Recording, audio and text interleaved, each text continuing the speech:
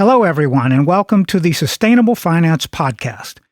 My name is Paul Ellis, and I'm your host for these programs about developments in this fast-growing industry.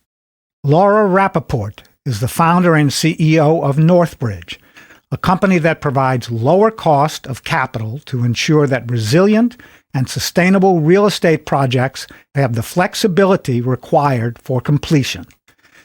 This year, Laura led her team at Northbridge to secure a $1 billion commitment from the Carlyle Group to facilitate the origination of CPACE, that's C-PACE,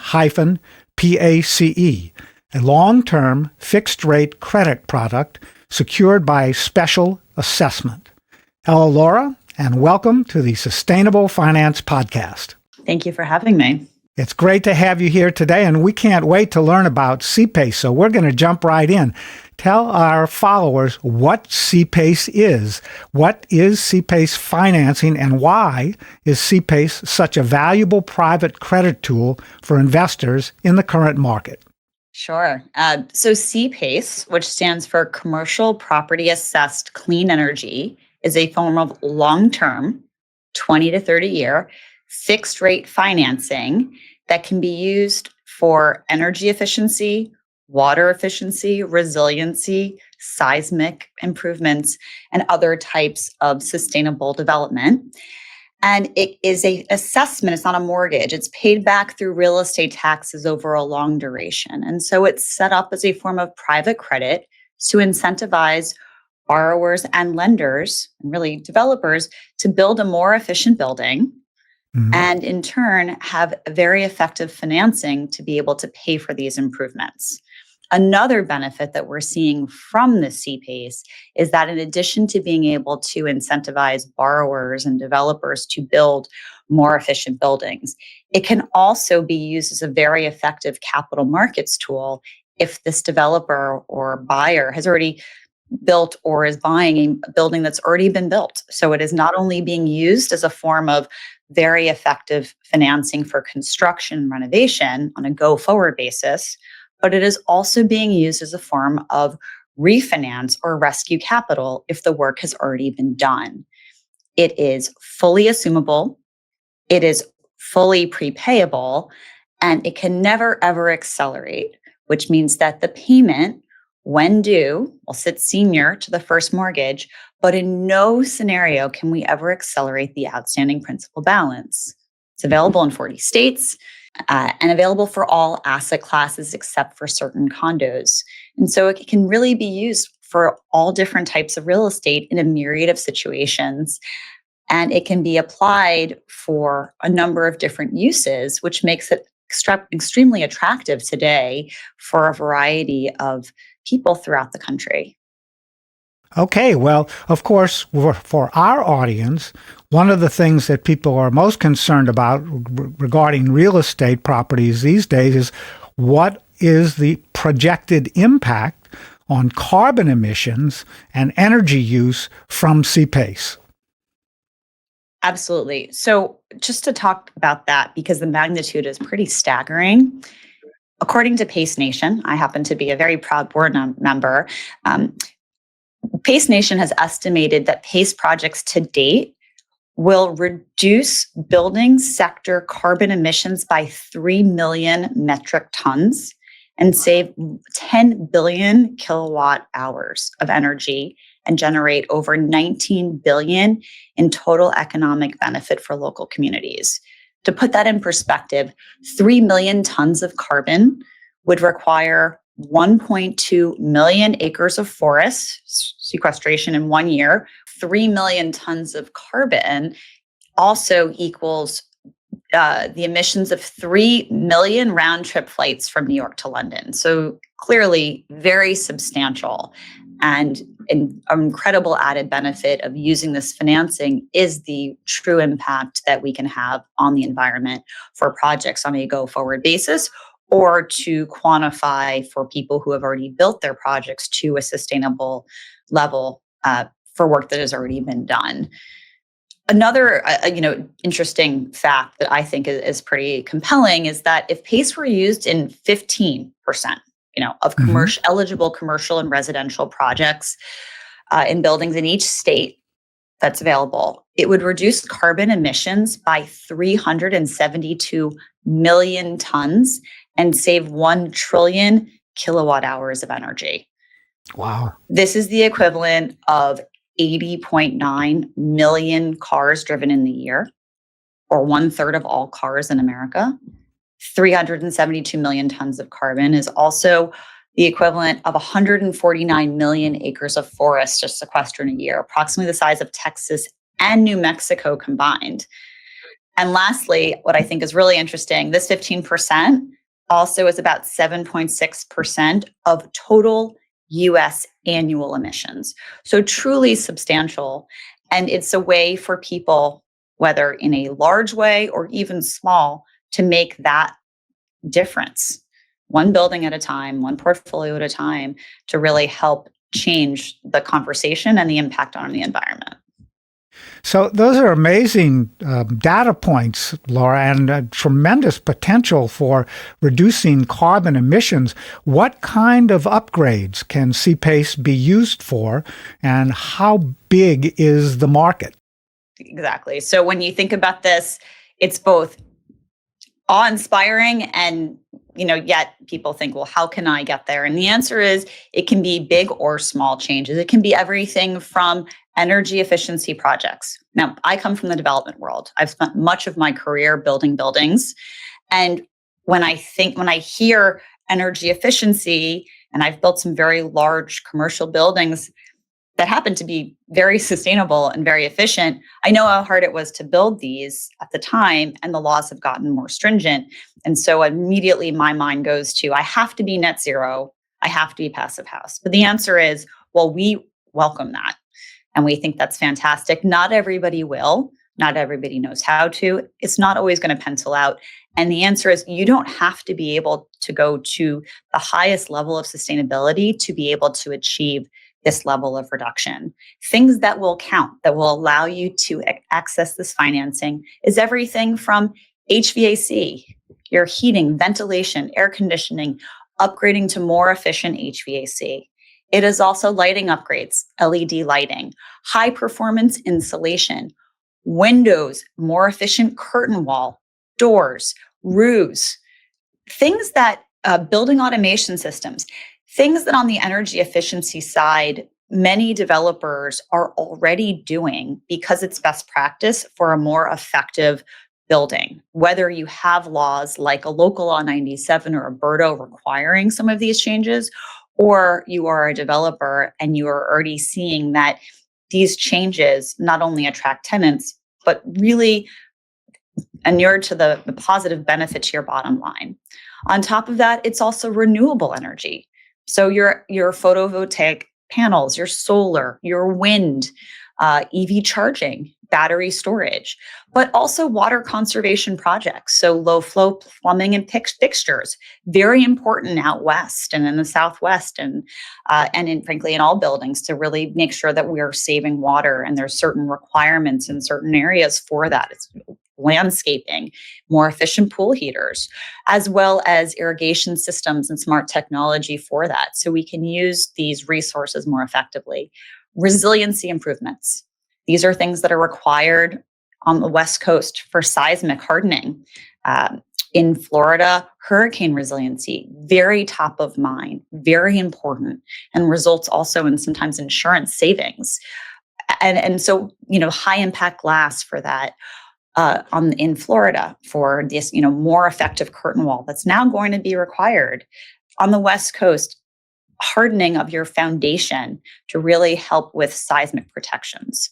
And then, other projects could be brownfield renovations in some jurisdictions, asbestos and lead paint abatement in certain areas, if it's part of an energy related product, improvements needing to meet some of the new green building standards, and so on and so forth. In certain markets, if you're building to code or you're building slightly better than code, which most developers are doing these days, a large percentage of your hard and soft costs will already count. In some projects that we're doing, we're working on a very large one right now, we're 40% of the total project costs. The developer, it's a new construction ground up project. And in other projects, we're paying 100% of the renovation project. We have a developer that is taking out PTEC units and putting in heat pumps. We're paying for 100% of the hard and soft costs related to that because the entire project is efficient. And their desire for doing this is because they are going to be creating a better building, one that is more efficient. They're a long-term owner and they're seeing directly the energy savings. And it's a better tool to attract tenants, it's a multifamily asset, to come to their building. So there's many benefits and reasons why somebody would do this or not.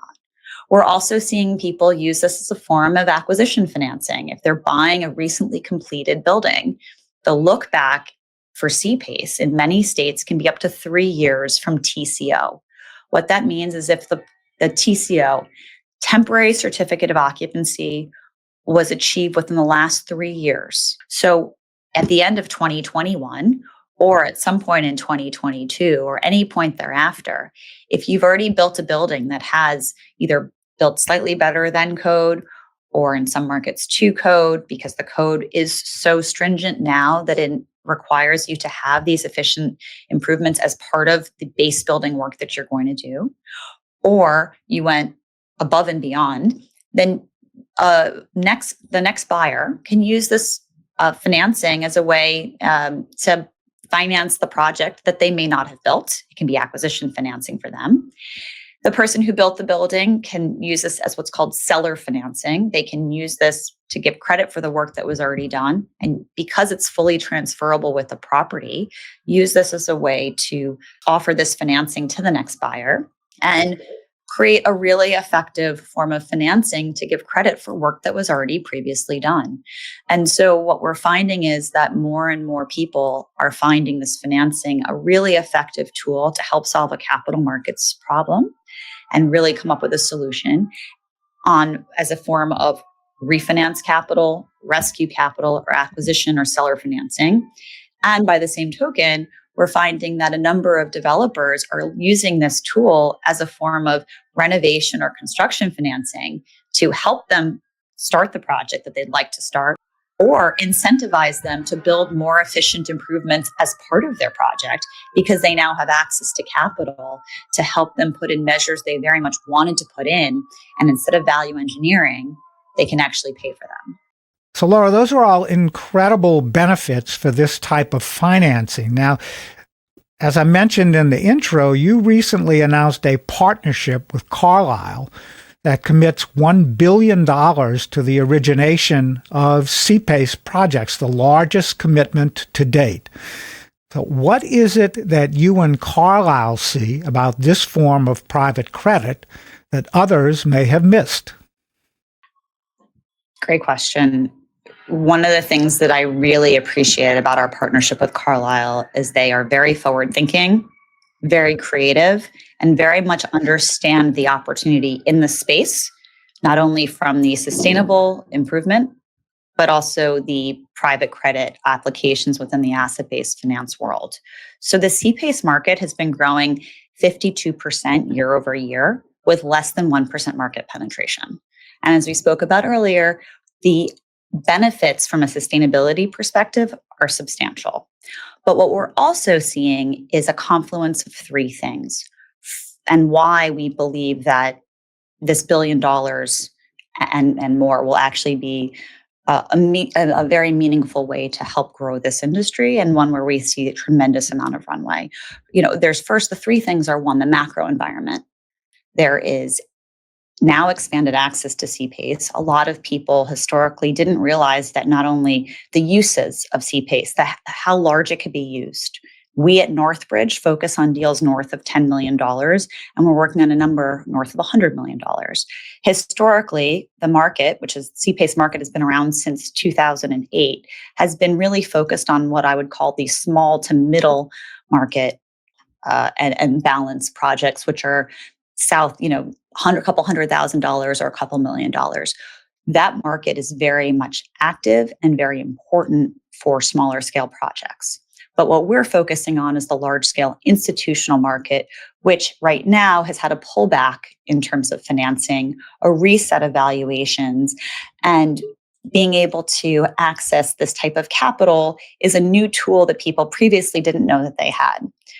That is further accelerated by the fact that there are 40 states now and growing that PACE is now available. When PACE started, it was only available in a handful of states.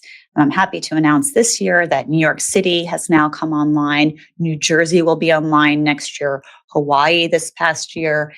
Georgia, some very major programs have not only made PACE eligible for people in their state to access it, but also many programs have also improved their availability of the financing to different projects and the requirements, allowing borrowers to be able to access more at a more effective way. On top of that, with the pullback in the market, what we're seeing is lack of access to liquidity, more requirements of states like New York, or cities, New York City with Local Law 97, Boston with Berto, and 40 other states and growing, having more requirements.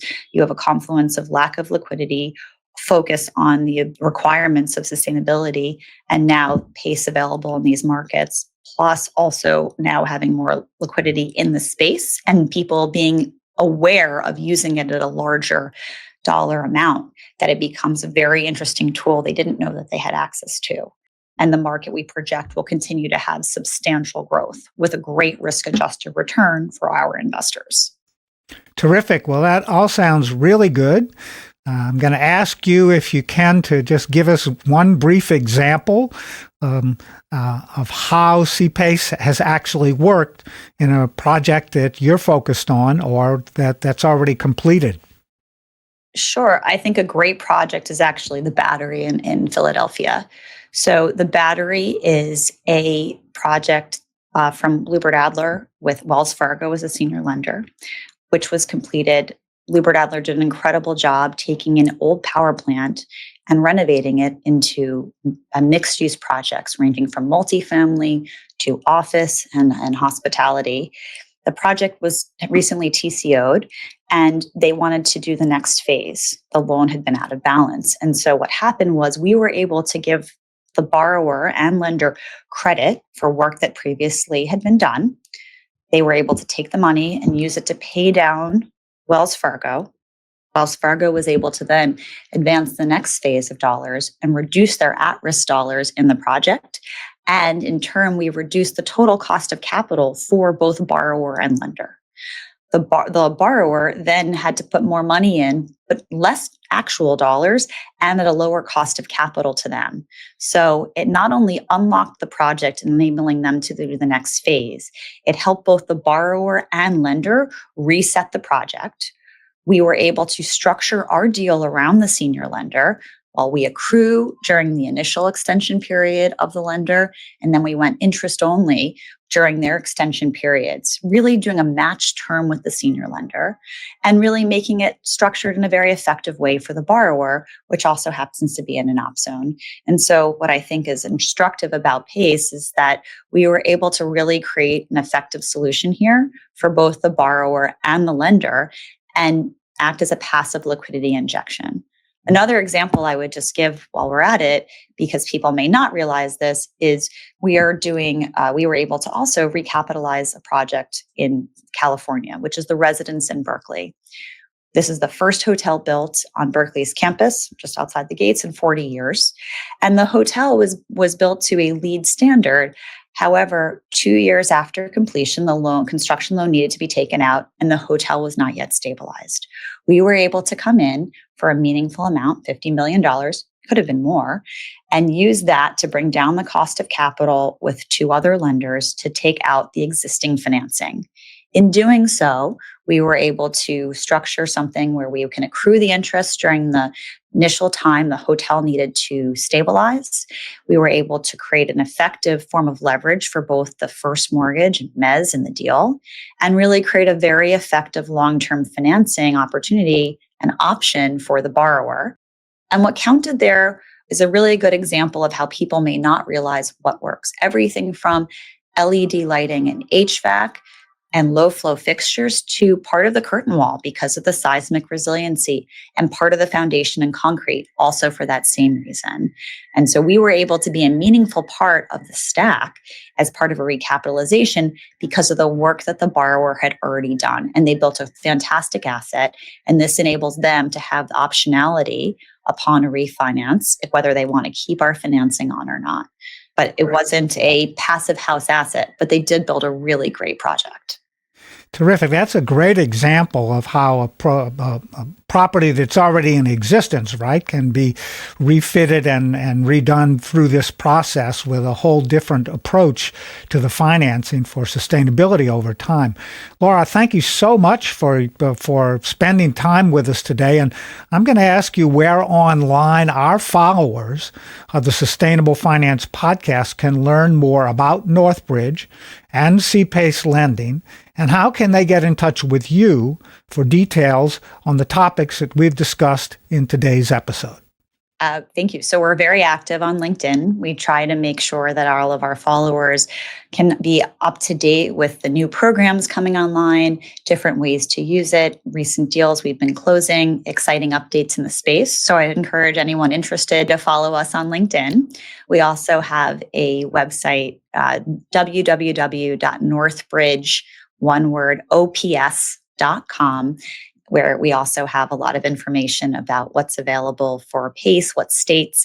And if anyone's interested, send us an email at info@northbridgeops.com, and we'd be happy to answer any questions and direct you to the appropriate group if it's not us, and also share how we can make your building more effective from a capital markets perspective, as well as more sustainable.